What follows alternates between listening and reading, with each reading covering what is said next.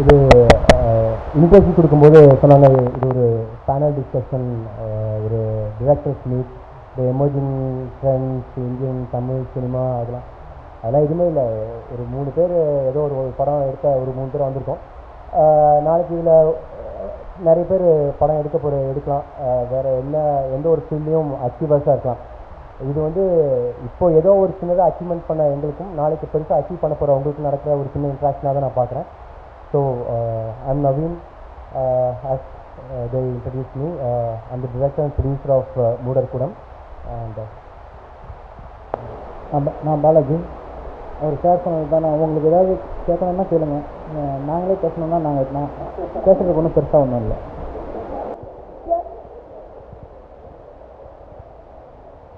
அனைவருக்கும் வணக்கம்.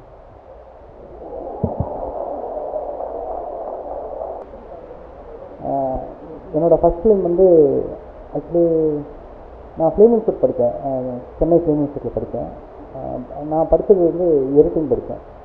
படித்து முடிச்சுட்டு ஒரு 2 ஷார்ட் ஃபிலிம் எடுத்தேன். அந்த 2 ஷார்ட் ஃபிலிம் எடுக்கிறதுக்கு நான் எடுத்துக்கிட்ட டைம் வந்து 7-8 இயர்ஸ் ஆகிடுச்சு. அப்புறமா ஷார்ட் ஃபிலிம் எடுத்து முடிச்சுட்டு ஒரு ஸ்கிரிப்ட் ஒன்று ரெடி பண்ணேன். ஒரு ப்ரொடியூசர்கிட்ட போய் சொன்னேன். அவர் ஸ்கிரிப்ட் ரொம்ப நல்லா இருக்குன்னாரு. யார்ட்டையாவது அசிஸ்டன்ட் டைரக்டராக ஒர்க் பண்ணிருக்கீங்கன்னு கேட்டார். நான் யார்ட்டையும் ஒர்க் பண்ணல. நான் எடுத்த ஷார்ட் ஃபிலிம்ஸ் காமிச்சேன். அவர் பார்த்தாரு, நான் சொன்ன கதை பிடிச்சிருந்தது.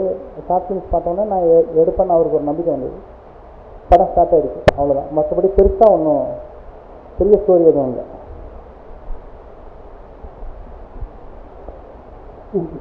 என்னோடய முதல் படம் வந்து திருத்தம்னு ஒரு படம். அது ஃப்ளாப் ஆகிடுச்சு. அதுக்கப்புறம் ஒரு 5 வருஷம் நான் படம் பண்ண ரொம்ப கஷ்டப்பட்டேன். ஆக்சுவலாக வந்து தப்பாக ஒரு விஷயம் ஸ்டெப் வச்சோன்னா ஒரு 5 வருஷம் ஃபீல் பண்ண மாதிரி எனக்கு. அதுக்கப்புறம் அதிலிருந்து வெளியே வர முடியல. அப்புறமா வந்து இந்த வருத்தப்படாத வழியர் சங்கம் வாய்ப்பு எனக்கு கிடைச்சது. நானும் ராஜேஷ் வந்து பாசங்கர பாஸ்கர், ஒரு கிலோ நாடி, SMS, அவர் நானும் எஸ்எஸ் சந்திரசேகர்கிட்ட ஒர்க் பண்ணேன் அசிஸ்டன்ட் டைரக்டர். அப்போ அந்த டைம் தான் நான் எடுத்தேன், என்னால் ஒர்க் பண்ணது. அப்புறம் அது ஃப்ளாப் ஆனோன்னே நான் இன்டர்வியூ ட்ரை பண்ணேன். அவர் ஃபஸ்ட்டு இந்த SMS பட வாய்ப்பு கிடைச்சது. அதில் கூட நான் ட்ராவல் பண்ண ஆரம்பித்தேன். ஒரு 3 பேர் அவரோட ஒர்க் பண்ணிவிட்டு அப்புறமா எனக்கு ஒரு சான்ஸ் இருந்தது. அந்த வாய்ப்பு என்னோடய ஃப்ரெண்டு ராஜேஷ் தான் எனக்கு ஏற்பாடு பண்ணி கொடுத்தாரு. தேங்க்ஸ் ராஜேஷ். நான் ஒரு டிப்ளமா படித்த ஒரு டிப்ளமா ஹோல்டர். நான் ஃபஸ்ட்டு ஏடி பேரி இந்தியா லிமிடெட்னு ஒரு கம்பெனியில் ஃபஸ்ட்டாக ஜாயின் பண்ணேன். அப்புறம் டெல்லியில் ஹாலிக்ஸ் கம்பெனியில் ஒர்க் பண்ணேன். இதெல்லாம் வேண்டாம், சினிமா தான் வேணும் அப்படின்னு சொல்லிட்டு ரிசைன் பண்ணிவிட்டு சென்னைக்கு வந்து 2004 வந்தேன். 2004 சென்னைக்கு வந்து வாய்ப்பு தேடி அலைஞ்சு எல்லாம் ஆகி ஒரு 2005 எண்டில் வந்து இன்சி அரசன் 23 புலிகேசி அப்படிங்கிற படத்தில் டாக்டர் சிந்துதேவன் சார்கிட்ட அசிஸ்டண்ட்டாக ஜாயின் பண்ணி, அப்புறம் அரியன் 300 கதையில் ஒர்க் பண்ணி, அப்புறம் பசங்க படத்தில் பாண்டராஜ் அண்ணன் கூட அசோசியேட்டாக ஒர்க் பண்ணி இப்படியே வரும்போது சரி நம்ம இன்னைக்கு ஃபர்ஸ்ட் படம் பண்ணணும் அப்படிங்கும்போது கண்டிப்பாக ப்ரொடியூசர்ஸ் அப்படின்னு போகும்போது ஒரு பெரிய ஸ்டார் இருக்கணும், இப்படிலாம் ஒரு கமர்ஷியலில் ஒரு 5 பாட்டு இருக்கணும், ஒரு காமெடி ட்ராக் இருக்கணும், ஒரு காமெடி இருக்கணும், இப்படிலாம் வந்து நிறைய க்ரைட்டீரியாஸ் இருக்குது ஒரு சோ கால் மெயின் ஸ்ட்ரீம் ஃபிலிமில். சரி இதெல்லாம் பண்ண வேண்டாம், நமக்கு பிடிச்சதை பண்ணணும் அப்படிங்கும்போது கண்டிப்பாக ப்ரொடியூசர் கிடைக்க மாட்டாங்க அப்படிங்கிறது நல்லாவே தெரிஞ்சிச்சு. ரூமுக்குள்ளே நடக்கணும், நம்ம கைக்குள்ளே இருக்கணும்னு சொல்லி தான் மூடர்குடம் எழுதுனது.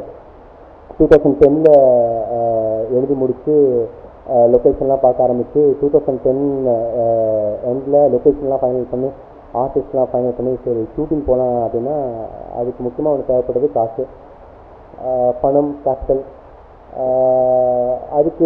அதுக்கப்புறம் திருப்பியும் இல்லை நிறைய பேர்கிட்ட கன்வின்ஸ் பண்ணி போய் சொல்லி பல பேரை இது பண்ணி லிட்டரலாக அதான் எப்படி சொல்கிற மாதிரி தான் பிச்சு எடுத்து பணத்தை கொண்டாந்து மூடக்கூடத்தை பண்ணோம்.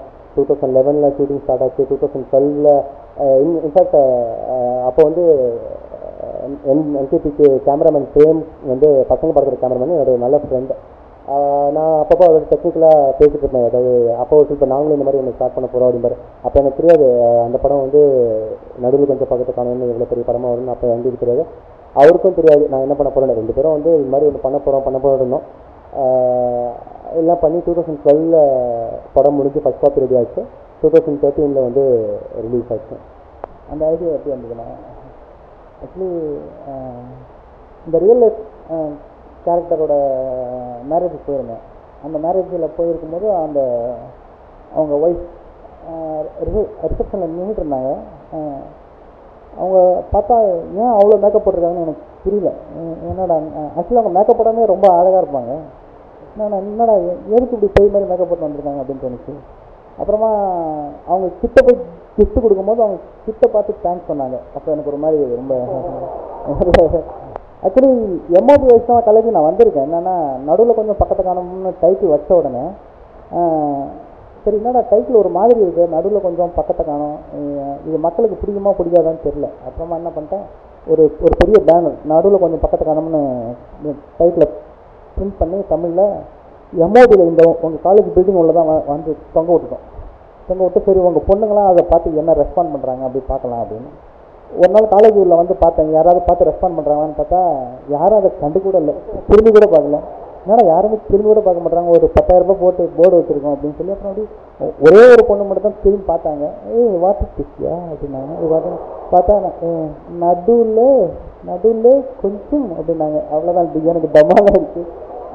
அதுக்கப்புறம் தான் சரி இந்த டைட்டில் தமிழில் மட்டும் எழுதக்கூடாது, இங்கிலீஷும் எழுதணும் அப்படின்னு சொல்லிட்டு எல்லா பேனர்லேயும் நடுவில் கொஞ்சம் பக்கத்துக்கு வேணும்னு இங்கிலீஷும் எழுது. ஆக்சுவலி ஃபியூச்சரில் வந்து ஒரு டைரக்டர் ஆகணும் அப்படிங்கிறதா என்னோட ஆசை. நான் வந்து ப்ராட்காஸ்ட் கம்யூனிகேஷனாக பண்ணிட்டுருக்கேன். ஸோ உங்கள்கிட்ட அசிஸ்டண்ட்டாக ஜாயின் பண்ணணும்னா என்ன பண்ணணும்? அசிஸ்டண்ட்டாக ஜாயின் பண்ணணும்னா முதல்ல சான்ஸ் கேட்கணும். அதுதான் இப்போ கேட்டுக்கணும். ஓகே, அது ஆஃபீஸ்க்கு வந்து உங்கள் ரெஸ்யூம் கொடுக்கணும். கொடுத்த உடனே சேர்த்துக்க முடியாது. ஏன்னா போன படத்தில் ஒர்க் பண்ணவங்க இன்னும் ஒர்க் பண்ணிகிட்டு இருக்காங்க. அது இல்லாமல் ஒரு 1.5 வருஷமாக ரெஸ்யூம் கொடுத்துருப்பாங்கல்ல, அதில் யார் முதல்ல கொடுத்தாங்க அதெல்லாம் பார்த்து தான் பண்ணணும். அதனால் எப்பவுமே ட்ரை பண்ணும்போது நிறையா டேரக்டர்ஸை ட்ரை பண்ணுங்கள். ஓப்பனாக சொல்லணுன்னா முடிஞ்ச அளவுக்கு தெரிஞ்சவங்க மூலியமாக போக முடியுமா பாருங்கள். ஏன்னா அப்போ கொஞ்சம் சீக்கிரம் போயிடலாம். இல்லை அதான் இது வாய்ப்பு நம்ம தேடி போகிறதும் ஒன்று, வாய்ப்பை உருவாக்கிறதும் ஒன்று. இப்போ நீங்கள் வாய்ப்பை உருவாக்கியிருக்கீங்க, இதுவே நல்ல விஷயம் தான். ஆனால் அதான் விஷயம், கண்டிப்பாக வந்து டிரெக்டர்ஸ் வந்து ஒரு விஷயம் பார்ப்பாங்க, வந்து கேட்ட உடனே தரலன்னு நினச்சா கூட உடனே அந்த வாய்ப்பை தர மாட்டாங்க. ஏன்னா இது வந்து முதல் நாள் வந்து டீக்கு வழியில்லாத ஒருத்தன் அடுத்த நாள் பெஞ்ச் கார் வாங்குறதுனா அது எனக்கு தெரிஞ்சு பாலிடிக்ஸ் கூட முடியாது, சினிமாவில் மட்டும்தான் முடியும். அப்படி ஒரு ஃபீல்டு வந்து உங்கள்கிட்ட நிறைய டிமாண்ட் பண்ணும். உங்கள்கிட்ட நிறைய டெடிக்கேஷன், சாக்ரிஃபைஸ், ஹார்ட் ஒர்க் எல்லாமே டிமாண்ட் பண்ணும். அதுக்கு நீங்கள் ரெடியாக இருக்கீங்க முதல்ல பார்ப்பேன். ஏன்னா இந்த புகழ் மோகம், ஃபேம், க்ளோரி இதில் எல்லாருக்குமே ஒரு மோகம் இருக்குது. தமிழ்நாட்டில் 99% மக்களுக்கு புகழ் ஆசை இருக்குது. தோன்றி புகழ்னு தோன்றி வள்ளுவரே சொல்லியிருக்காரு. அப்போ எல்லாருக்குமே இந்த ஈஸியாக தெரியும், இந்த க்ளோரி இந்த ஃபேம் ரொம்ப பிடிச்சிருக்கும். ஆனால் எல்லாருமே சினிமா டைரக்டர் ஆகணும், இதாகணும்னு எல்லாமே நினைப்பாங்க. ஆனால் உள்ளே வந்து வேலை செய்கிறது இருக்குல்ல, வேலை செஞ்சதுக்கப்புறம் கிட்டத்தட்ட 1,00,000 பேர் வெளியில் ஓடி போயிருக்காங்க. ஐயோ இது நம்மளால் முடியாது அப்படின்ட்டு.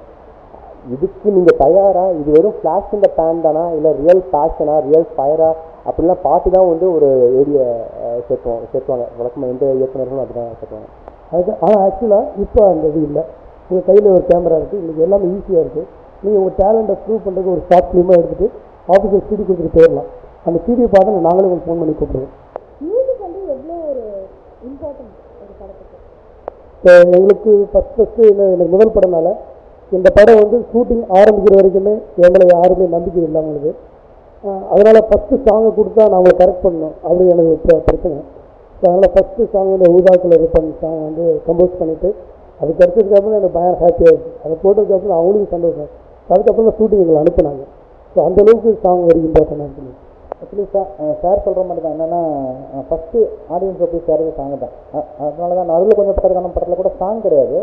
ஆனால் ஒரு சிடி விட்டோம். அந்த சிடியில் சேக்கரேசி பெண்ணு ஒரு சாங் இருக்கும். சேக்கரேசி பெண் அப்புறம் ஆண்ட்ரியா ஒரு சாங் பாடியிருக்காங்க, சேக்கரேசி மின்னல் அப்படின்னு. அதெல்லாம் ஆக்சுவலி படத்தில் அந்த மூடே கிடையாது. ஆனால் என்னென்னா வேறு வழியே இல்லை, படத்தை ரீச் பண்ணுறதுக்கு ஒரு சாங் தேவைப்படுதுன்னு ப்ரொடியூசர் கேட்டார். அப்புறமா ஆம்லேட் போட்டால் முட்டையை காணும்னு ஒரு சாங், நடுவில் கொஞ்சம் பக்கத்தை காணும்னு ஒரு சாங் எழுதினேன். அதெல்லாம் படத்தோட பப்ளிசிட்டிக்கு அதெல்லாம் ரொம்ப யூஸ்ஃபுல்லாக இருந்தது. மெயினாக மியூசிக் வந்து எங்கே ரொம்ப தேவைன்னா பேக்ரவுண்ட் மியூசிக். இப்போ நீங்கள் நடுவில் கொஞ்சம் பக்கத்துக்கான பேக்ரவுண்ட் மியூசிக்கை மியூட் பண்ணிட்டு படம் பார்த்தீங்கன்னா உங்களுக்கு அந்த இம்பேக்டே இருக்காது.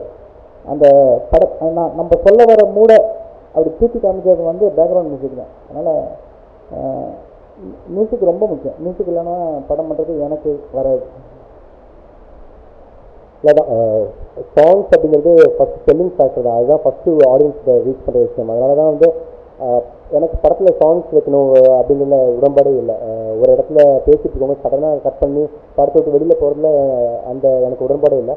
ஆனால் கண்டிப்பாக பாடல் வேணும். ஏன்னா நம்ம ஓன் ப்ரொடக்ஷனில் பண்ணுறோம், ஃபஸ்ட்டு படம் பண்ணுறோம், ஆர்டிஸ்ட் வேல்யூ இல்லை, யாருமே இல்லை. இந்த படம் எப்படி மக்களுக்கு தெரியுது? ஒரு சிவப்பு கலர் சோஃபா, 4 முட்டா பசங்க, ஒரு பொண்ணு, ஒரு நாய் உட்காந்துருக்கு. நீங்கள் கண்டிப்பாக யாரும் பார்க்க போகிறதில்ல, வர போகிறதில்ல. அப்போ ஏதாவது ஒரு விதத்தில் ரீச் பண்ணுவதற்காக நம்ம அந்த சாங்ஸ் வைக்கிறது. அப்போ ஒவ்வொரு கதாபாத்திரத்துக்கும் ஒரு முன்கதை வைக்கலாம். ஒவ்வொரு முன்கதையும் ஒவ்வொரு வே ஆஃப் பிக்சரைசேஷன். இது வரைக்கும் சினிமா பார்த்த பிக்சர் ஒன்று காலிகார்டின் ஸ்டைலில், ஒன்று அனிமேஷனில் பேசலாம். அது மூலிமா ஒரு பாட்டு வரும். அந்த பாட்டில் ஒரு கதை சொல்லலாம் அப்படிங்கிறது தான் ஐடியா பண்ணி அது பண்ணோம். ஃபிலிம் வழியாக ஒரு மெசேஜ் எப்படி சொல்லணும்னு நினைக்கிறீங்க? என்ன கைண்ட் ஆஃப் மெசேஜஸ்லாம்? ஸோ அது ஒரு படத்தில் ஒரு மெசேஜை வந்து 2 விதமாக சொல்லலாம். ஒரு மெசேஜ் மட்டும் சொல்லலாம், அது பண்ணால் சொல்லலாம். என்னுடைய படங்களில் வந்து சின்ன வயசுலேயே கல்யாணம் பண்ணி வைப்பாங்க ஊர் பக்கம். ஒரு 16 வயசு கீழே கல்யாணம் பண்ணி நானே கண்ணோட பார்த்துருக்கேன். ஸோ அதை பண்ணக்கூடாதுங்கிறது ஒரு காமெடியாக நான் சொல்லியிருப்பேன். அதேமாதிரி தனக்கு பிடிக்காத விஷயத்தை வந்து ஒரு பொண்ணு கல்யாணம் பண்ணி போயிட்டால் கௌரவ கொலை பண்ணுறாங்க, அதுவும் ஊரில் நடக்குது. அது பண்ணக்கூடாது, அது பண்ணுறது தப்புன்றதை ஒரு ஃபன்னாக நான் சொல்லுவேன். இந்த ரூட்டு வேறு ரூட்டில் சொல்லியிருக்கோம், ஆனால் 2 மெசேஜ் அதில் இருக்கும். ஒவ்வொரு படத்துலையும் ஒரு சின்ன மெசேஜ் இருந்துச்சுன்னா அந்த ஆடியன்ஸுக்கு டச் பண்ணணும். அது கண்டிப்பாக எல்லா படத்துலையும் இருக்கணும். நீங்கள் பண்ணுற ஸ்க்ரீன் டீலையும் நீங்கள் பண்ணுற விஷயத்துலையும் அதை கொண்டு வாங்க. All the best. எனக்கு தெரிஞ்சு மெசேஜ் வந்து லவுடாக இருக்கக்கூடாது, ரொம்ப மெசேஜாக தெரியக்கூடாது. ஆனால் இப்போ மெசேஜாக தெரிஞ்சிருக்குன்னா அவ்வளோதான். இங்கே வர்ற மெசேஜ் சொல்லிட்டாரான்றாங்க. இந்த விஷயம் என்னென்னா மெசேஜாக சொல்லாமல், ஆனால் படம் பார்க்கும்போது முடிவில் நமக்கு அது ரியலைஸ் பண்ணுற மாதிரி இருக்கணும். படம் பார்த்து நம்ம வந்து எமோஷ்னலாக ஃபீல் பண்ணுற மாதிரி இருக்கணும். அதான் ரொம்ப இன்டெலெக்சுவலாக இருக்கக்கூடாது, எமோஷ்னல் லெவலில் இருந்தால் ரொம்ப நல்லது. ஃபீல் பண்ண வச்சுட்டா யாரும் கேள்வி கேட்க மாட்டாங்க, கருத்தாக சொன்னால் தான் கேள்வி கேட்பாங்க.